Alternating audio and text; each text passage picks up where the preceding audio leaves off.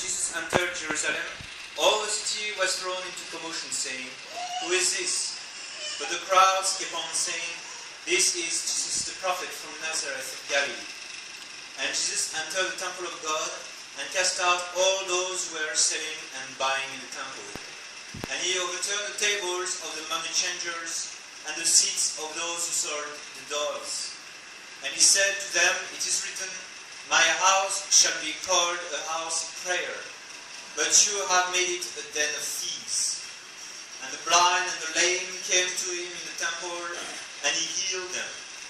But the chief priests and the scribes, seeing the wonderful deeds that he did, and the children crying out in the temple and saying, "Hosanna to the Son of David," were indignant. And he said to him, "Do you hear that what these are saying?" And Jesus said to them, "Yes, have you never read, out of the mouth of the infants and sucklings you have perfected praise?" And leaving them, he went out of the city to Bethany, and he stayed there.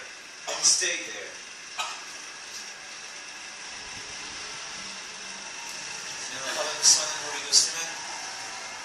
My dear faithful, don't worry, that was to be expected. That, not many people show up the second time we come.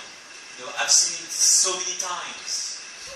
And it's like the story of Jesus casting out the vendors and sellers at the temple. In St. John we read the Pharisees were quiet, or the Sadducees were quiet, but nevertheless they sent the guards of the temple to our Lord with one question: by what authority do you do what you do? He didn't say it's a bad thing that you clean the temple and everything. By what authority do you cleanse the temple? And this is what we tell them. By what authority do they tell us by what authority?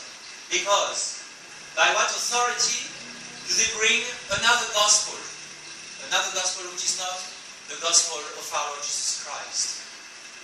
I don't have the permission to give you another gospel, another religion, than the religion that was transmitted all the way down the centuries. I got no permission of that, because St. Paul says, if anyone comes to you with another gospel, a different gospel, let him be anathema. He has no authority. Even if it is I, St. Paul, if I come back to you with another gospel, I don't have the authority. If it is an angel of God that comes with another gospel, he hasn't got the authority. If it is somebody who looks exactly like Jesus Christ, he's got no glasses, he's got long hair, he's got a beard, and he comes with another gospel, same thing. He's a crook. This is what I have the authority for. I have only the authority to preach the same gospel as ever before. Now in the past, authority was a guarantee that it was the same gospel, but now authorities are telling us, no, the times have changed. The world have changed. We must adapt to the world. That's the way the authorities are talking today.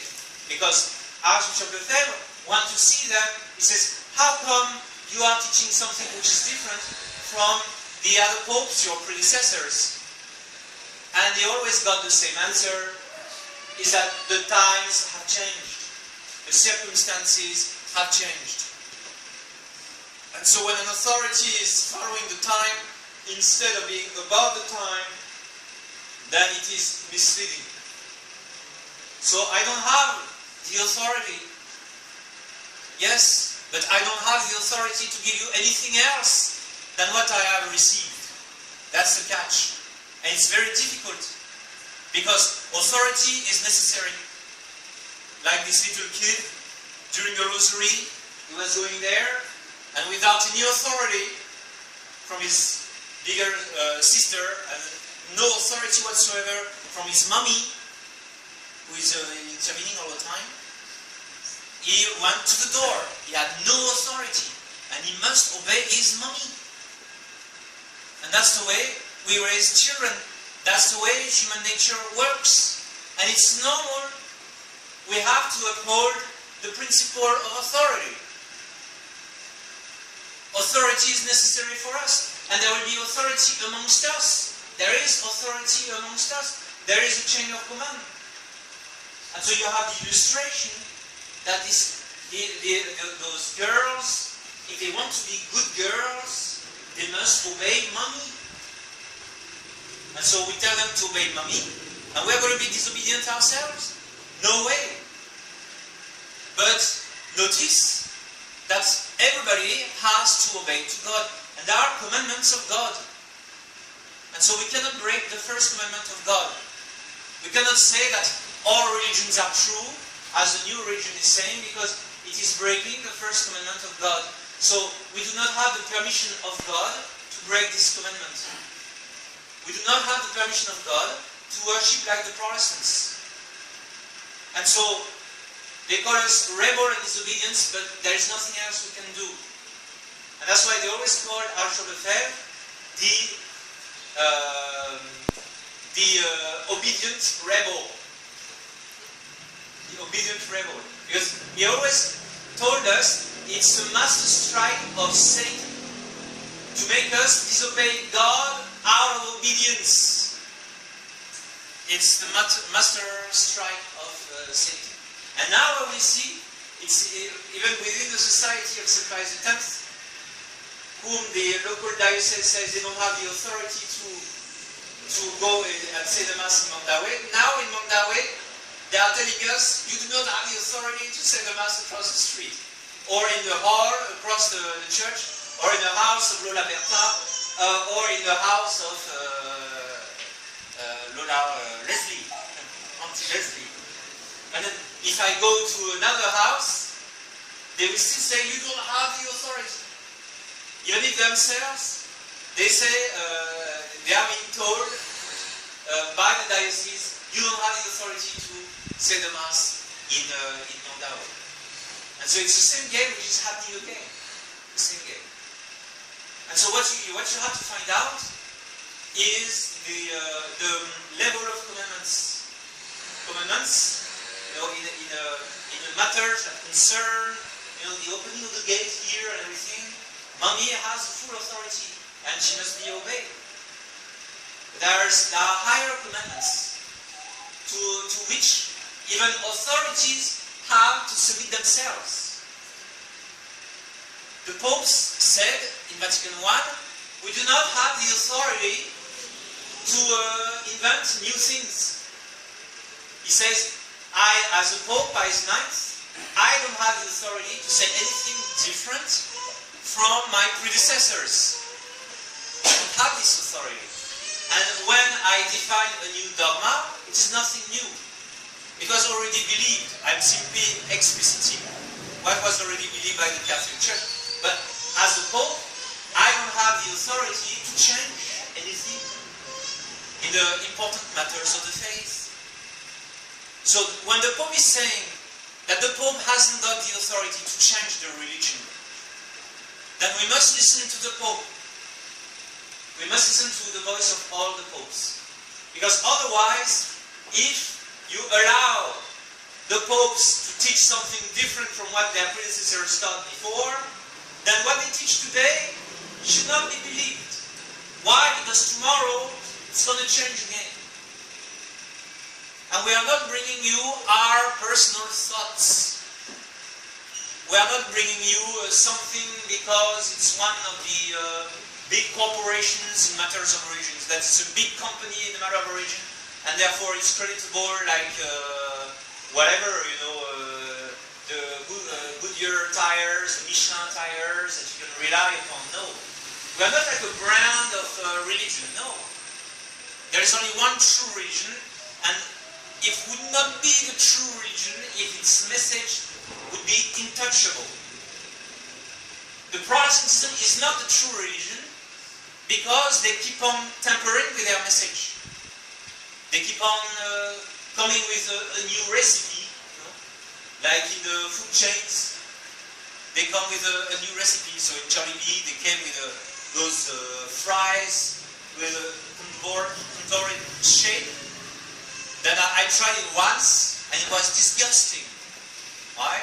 Because it's like a false religion. They always come with new recipes. So they tried the recipes, disgusting. I think after a couple of years, they brought the product out. of the restaurant because it's disgusting. Because it comes with a new recipe. So, in a Catholic Church, you cannot touch anything in the matters of dogmas and in the main teaching of morals. In the fact that marriage, for instance, is indissoluble. So we do not break marriages. Not in tradition. Why? Because it's been always that way, and this is what our Lord Jesus Christ teaches even in the Gospel. So we cannot grant annulments by the truckloads. We cannot annul all these marriages. It's a very severe abuse. Alongside with the other abuse, the faith in the Holy Eucharist must be maintained. So only the priest can touch the Holy Eucharist. It's been always that way in the Latin Catholic Church. In the Latin Rite of the Catholic Church. And the other rites as well. So, I do not have the authority to say the Mass any different. That's the answer.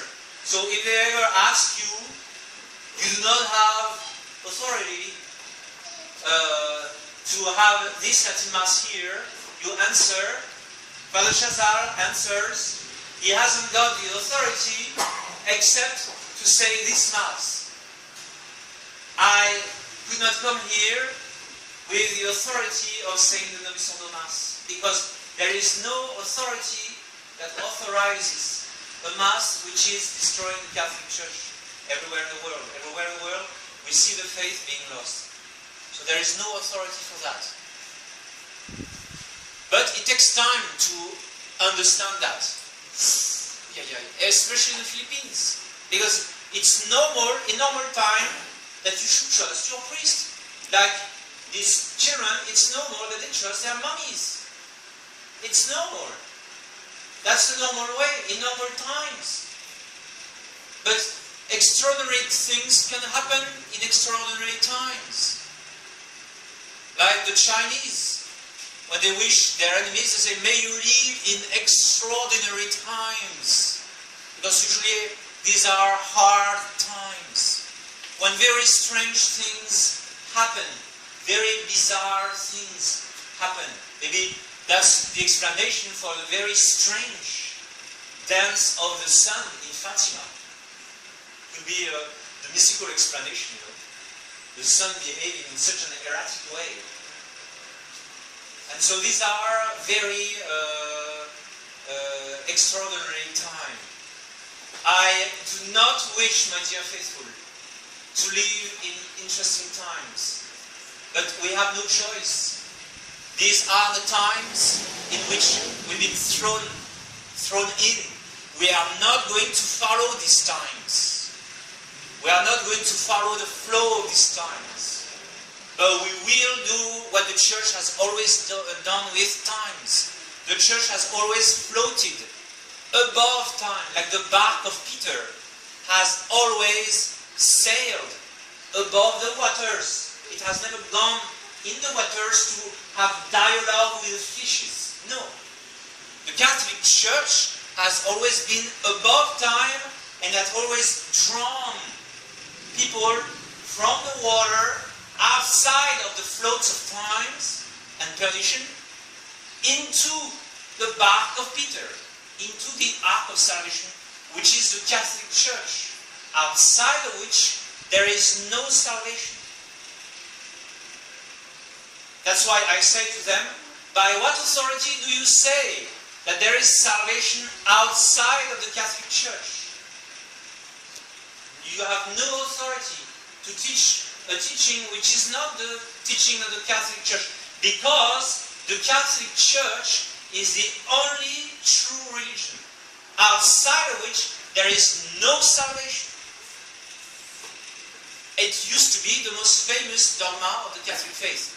The Freemasons, the atheists, the communists, the socialists, the liberals, they don't like the Catholic Church, or they don't like the old Catholic Church, because, no, I shouldn't say the old Catholic, but they don't like the traditional Catholic Church, because it's a church that says that it is the only one which is true, and all the other religions are false. And there is nothing I can do about it. There is nothing I can do about it. Look at the story of Noah. What Noah could do about it? He probably prayed for his contemporaries. He prayed for them. He was very sorry for what was going to happen to them. They had a good love from him, yeah. But he was sorry for them, and he probably prayed for him. It was probably a long agony for him for 250 years. It took him to build the ark. But what could he do? He was the only one who was right, and everybody else was wrong. What can we do? Is it my fault if the Catholic Church is the only true religion? Is it my fault? What can I do about it? That's the way it is. Now, if men don't want to believe that anymore, there's nothing I can do about it. I'm very sorry for them. But more men will be saved if we maintain that truth. This is what has brought so many of our ancestors into the bosom of the Catholic Church, because if the Spaniards and Portuguese and French, and whoever was still Catholic in Europe, 500 years ago, if they did not believe in that truth, that there is only one true religion, they would have never come to the Philippines to bring you the Santo Niño in Cebu and convert in a flash all of you. If they did not believe that truth, they would never have come. How do I know this for sure? Is that where do you see Western missionaries now? Do you see many Frenchmen wearing the cassock in your country now? Am I not the first one you see in your lifetime? Probably. In the past, you had thousands of them. Thousands, not just French. For the Philippines, they were Irish and Americans. And many of them were also Dutch, the SVDs. And Jesuits, probably Italians, and many Spanish, of course. So you had thousands of them. Why? Why did they come here? Except because they believe that there is only one true religion, which is the Catholic Church, and that there is no other. And it is worthwhile for a young man to sacrifice all his time, all his sweat, all his suffering, and his talents, and all his money, and whatever he's got, to sacrifice whatever he's got, because outside of the Catholic Church, there is no salvation. And so, I would be a fool, my dear faithful, if for that the maintenance of that one principle, I would not accept to be rejected, even by those who have authority, and who should use it better, who should use their authority for the life of the souls, not for their perdition. And may Our Lady help you to understand this immense mystery. It's an immense mystery, I guarantee you. It's hard to understand, because, mind you, in normal time, we have to obey. And whenever possible, and whenever the commandment is clear, we have to obey. Obedience is necessary. Disobedience is a spirit of the devil. But we have to obey all the commandments. We have to obey all the teachings of the Catholic Church. And kings can disobey. Popes can disobey. Higher-ups can disobey. It's in Scripture. The high priest disobeyed, King Saul disobeyed. Most of the kings of Israel, who were also priests, disobeyed. And it doesn't change nothing before God. And if the authorities disobey, and as the prophet says, they are leading the shepherds into perdition, they are the false shepherds, that's possible. That has happened many times in the past. But there is no excuse for disobeying God, for disobeying the very obvious commandments of God. And so, Our Lady, with all humility, may she give us the grace to accept, to be called rebellious, rebels, disobedience, schismatics, all kinds of names, proud, Jansenists, Donatists. May she grant us the grace to accept to be called with all the names of birds for the sake of true obedience.